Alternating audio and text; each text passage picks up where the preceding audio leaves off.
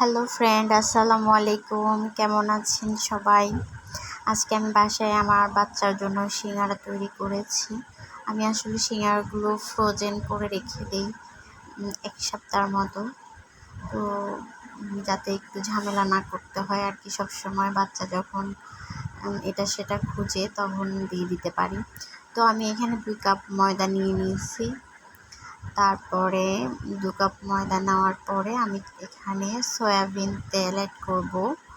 Soybean তেলটা যে যেমন খায় সেভাবে দিতে পারে। আমি বাচ্চার জন্য যেহেতু তো একটু কমে ইউজ করছি এখানে। তারপরে যে লবণ দিয়ে দিব, সল্ট।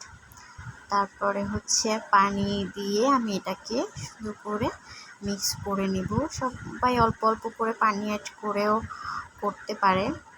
তো ফাইনালি দেখা গেছে অনেক সুন্দর, মাশাআল্লাহ আমার পুরটা হয়েছে। তো আমি এটাকে 10 মিনিটের জন্য রেস্টে রেখে দিয়েছি এবং পাশে আমি আলু ভর্তা করে নিয়েছিলাম।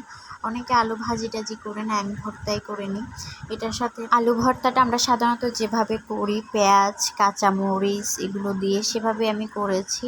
একটু সামান্য মাংসের মশলা অ্যাড করেছি আর একটু তেলের ভিতরে ভাজা দিয়ে নিয়েছি, যাতে এটা নষ্ট না হয়ে যায়, সেজন্য ভালো থাকে লং টাইম। তবে ওভাবেই পুরগুলো সিঙ্গারার মধ্যে দিয়ে তৈরি করে নিয়েছি। আমি 1 সপ্তাহের মতো এগুলোকে ফ্রোজেনভাবে রেখে দিব আমার বাচ্চা খাওয়ার জন্য। তো ভালো থাকবেন সবাই, আমাকে সাপোর্ট করবেন। আল্লাহ হাফেজ।